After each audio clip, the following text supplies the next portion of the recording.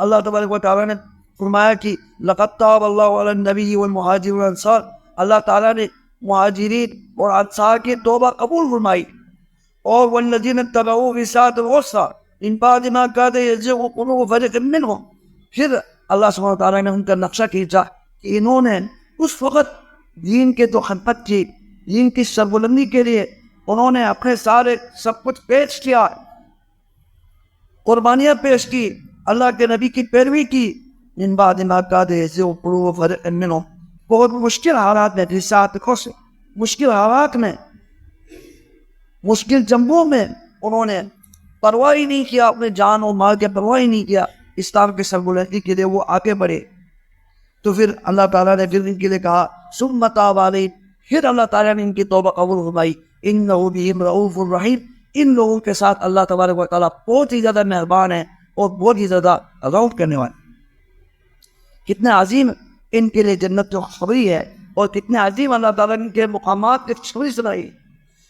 اسی طرح اللہ سبحانہ و تعالیٰ نے ان حضرات کے لیے جو بدر میں شریک ہے، یعنی بدر کا جو میدان ہے اس میں وہ صحابہ کرام ان میں کوئی تیاری نہیں تھی، ایسے وہ ابو سفیان کے قافلے کے پیچھے چلے گئے تھے، لیکن وہ ابو سفیان کو بچانے کے لیے ابو جہل ایک بہت لشکر جبار لے کر فل تیاری میں وہ آیا تھا. تو وہاں بدر کے مقام پر مسلمان جو 313 یا 14 کچھ اس طرح کی تعداد میں جو مسلمان وہاں آئے تھے، وہ تو ابو سفیان کے قافلہ لوٹنے کے لیے آئے تھے، لیکن وہ ابو سفیان کا قافلہ ایسے ہی نکل گیا. لیکن ابو جہل جو ابو سفیان کے قافلے کے دفاع کے لیے، اس کو بچانے کے لیے ابو جہل 1000 دستہ لے کر فوج لے کر وہ وہاں پہنچ گیا تھا. تو پھر ان کے ساتھ ان کا مقابلہ ہوا. مسلمانوں کی جو لڑائی کی کوئی تیاری نہیں تھی، اس کے باوجود حضرات صحابہ نے نبی علیہ السلام کے ساتھ کیا، بغیر کسی تیاری کے، بغیر کسی یعنی ذہن بنا کے آئے ہوئے، ایسے ہی انہوں نے وہ نبی صاحب کے کہنے پر، آپ حکم کے مطابق انہوں نے وہ جن کے اندر کود پڑے. اور اللہ تبارک و تعالیٰ نے اس وجہ سے، ان کی بہادری کی وجہ سے اللہ سبحانہ و تعالیٰ نے ان کے شان عظمت کو بیان فرمایا. بلکہ اللہ سبحانہ و تعالیٰ کے نبی علیہ السلام نے فرمایا کہ اللہ تبارک و تعالیٰ نے ان بدری صحابیوں سے یہ فرمایا تھا کہ اللہ تعالیٰ نے تمہارے گناہوں کو بخش دیا ہے، اعملوا ما شئتم، جو مرضی آ جائے تم کرو، اب اس کے بعد تمہیں کوئی بھی وہ بھی جو کرو گے تمہیں کوئی نقصان نہیں ہوگا، کیونکہ اللہ تبارک تعالیٰ نے تمہیں بخش دیا. اتنی عظیم اعزاز ان کو حاصل. اسی طرح بعد میں صلح حدیبیہ کے موقع پر 1400 صحابہ کرام موجود تھے.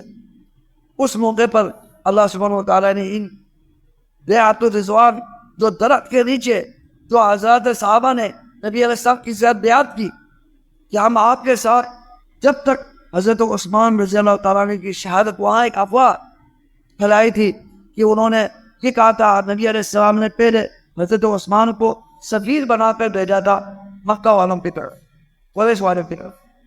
تو پھر وہاں انہوں نے یہ افواہ بنایا کہ حضرت عثمان کو شہید کر دیا ہے. تو پھر نبی علیہ السلام نے صحابہ کرام سے بیعت کی تھی کہ جب تک ہم عثمان کی وہ خون کا بدلہ نہیں لیں گے ہم یہاں سے واپس نہیں جائیں. اس پر سب نے بیعت کی. 1400 صحابہ، 1400 صحابہ کرام رضوان اللہ علیہم نے بیعت، اور وہ تو اس میں حضرت ابوبکر بھی تھے، عمر بھی تھے. عثمان کی وجہ سے تو وہ بیعت رضوان ہو گئی تھی، وہ تو اصل ہے.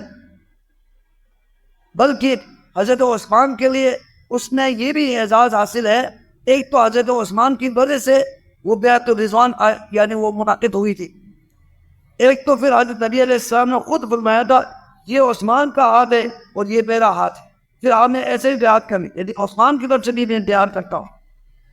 حضرت عثمان کی بیعت خود آپ نے اپنی طرف سے کرنی، یہ ان کے لیے بہت بڑا اعزاز ہے. اس میں حضرت ابوبکر بھی شامل تھے، عمر بھی شامل تھے، عثمان بھی، وہ بھی شامل تھے، وہ ہے کہ آپ نے ان کی طرف سے بیعت کرنی. علی رضی اللہ عنہ بھی شامل، دیگر عشرہ مبشرہ شامل، بڑے بڑے صحابہ کرام شامل تھے. اب ان کے لیے، اب آج کوئی حضرت ابوبکر و عمر کے بارے میں بات کرتے ہیں، ان کے لیے شرم آنی چاہیے. اللہ کی کلام ہے، اللہ کا فرمان ہے. اللہ سبحانہ و تعالیٰ نے سورہ حجرات میں کیا فرمایا؟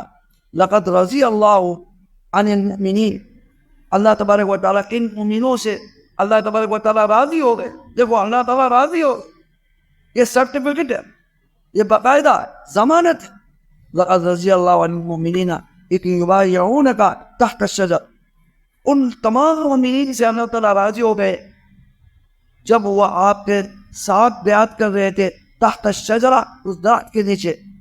درخت کے نیچے جو بیعت کرنے والے سب کے اوپر اللہ تعالیٰ راضی ہو گئے.